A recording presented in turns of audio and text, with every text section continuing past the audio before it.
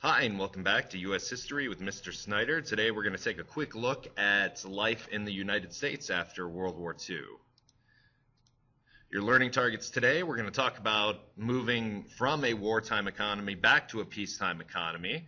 We're going to talk about President Truman's domestic accomplishments, the 1950s economic boom that happens after World War II, the growth of the Sun Belt and rise of the suburb culture, and changes in the U.S. economy during the post-war period, as well as education.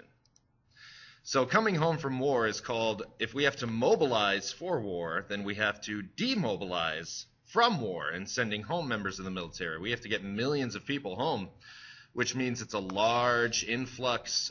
People are afraid that having all those people come into our labor supply will create smaller wages and greater unemployments. But since the economy was starting to boom, there were plenty of jobs for everybody, and the 1950s was full of economic prosperity. Something that helped the troops coming home is called the GI Bill of Rights. It provided 1 year of unemployment pay if they could not find a job. If they wanted to go back to school, they could basically choose which school they could get into, and the government would pay for it. And low interest government loans for housing if they wanted to buy a house. And since most of these soldiers hadn't seen their wives and girlfriends for a long time, the 1950s was full of the baby boom. It was the beginning of the baby boom. Many couples began having families during this time, and it, up until that point, was the largest generation in U.S. history. Transitioning to peacetime in the economy, inflation, after the war, prices skyrocket because we no longer have any wage controls or price controls. The business cycle is in the upswing. Remember during the Great Depression we talked about the downswing in the business cycle. This one's the upswing, where people make more goods, which in turns allow people to buy more, which in turns allows the factory to hire more people to make more stuff so people can buy more goods, and it's a cycle in the upswing. And new technology from the war allows workers to make more things faster, so productivity increases as well during the 1950s. Truman at home, his accomplishments, basically there were lots of strikes during the late 1940s because there's no wage increases with a lot of inflation, basically means that you can't buy as much. And so Congress passes the Taft-Hartley Act, which outlaws places that only hired union workers. And so this negates some rights that the unions had gained during the New Deal era, and it basically gives unions less power. And Truman also integrates the military, which means that combines blacks and whites. They don't have to fight separately anymore. In the 1948 election, Truman wins over Thomas Dewey, and Dewey was expected to win very easily. And in his second term, he proposes something called the Fair Deal, and that is to strengthen the New Deal programs of the 1930s and establish new ones, but he doesn't have congressional support. So the Fair Deal really doesn't work out. He doesn't get congressional approval for those reforms. Eisenhower then becomes president in 1952 and satisfies the needs of both Democrats and Republicans. He was a very, very popular president. The economic boom of the 1950s basically means that we're no longer rationing, so people can buy as much of anything as they want, and they haven't had that for a while.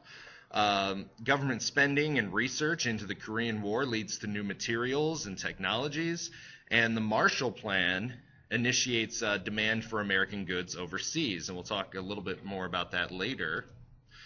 Let's talk more about how our society is changing. More people are moving to the Sun Belt, or this shade of red here, the southern and western states. Los Angeles, Dallas, Houston, Phoenix, the cities of the Sun Belt become huge during this period. Effects are the political shifts in power to the South and the West. They now have more votes in the House of Representatives.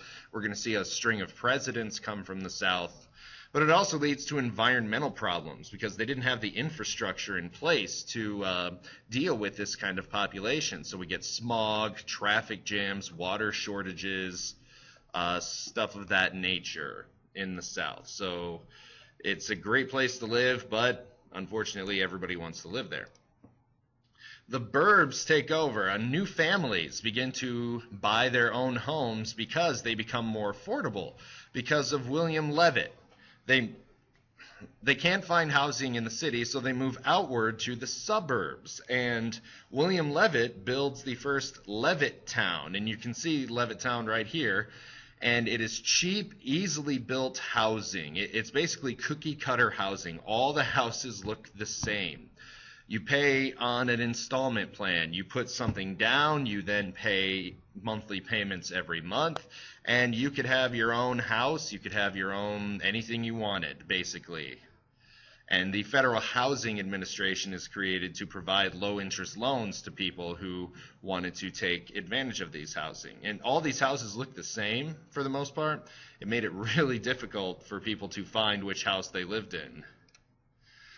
We switched to a car culture because living in the suburbs means you had to drive into the city for work, and now Americans are even more dependent on cars. So businesses also begin to cater to these new cars with drive-throughs, drive-in movies, and the invention of the shopping mall where you could drive, park in the huge parking lot, and buy everything that you needed.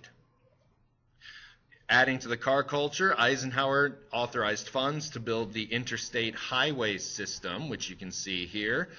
He did it for national defense reasons so that we could get troops from one side of the country to the other if needed, but two main effects made it easy to live in the suburbs and work in the city, and it also aids in the growth of the tourism and travel industry. Things like Holiday Inn pop up during the 1950s, a place to stay on the road.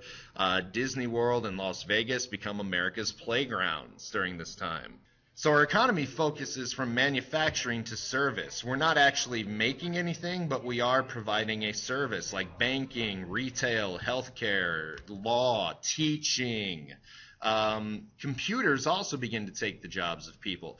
ENIAC is the first computer, and here you can see it. It takes up over 18,000 square feet, and it's less powerful than today's cell phones. It could just do basic mathematical equations, and that was about it.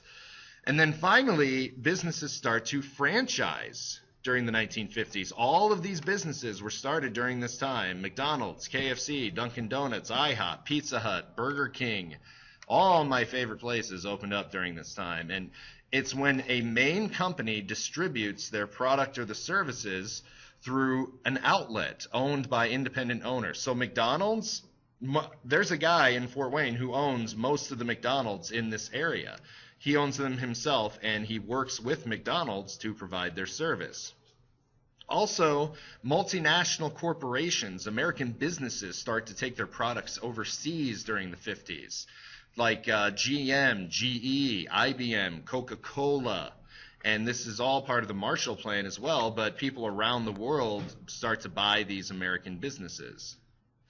And then finally, unions begin to consolidate because the trade unions are losing a lot of momentum because of the decline in manufacturing.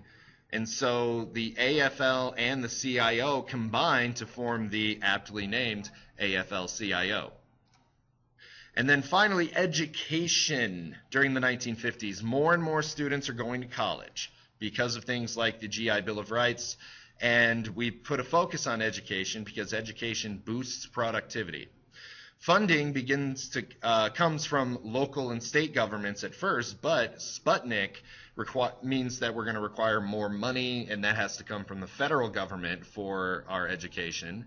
And there's the famous case, which we'll talk about next chapter as well, Brown versus Board of Education, where the Supreme Court rules that we cannot segregate in schools anymore. Separate but equal schools are not legal.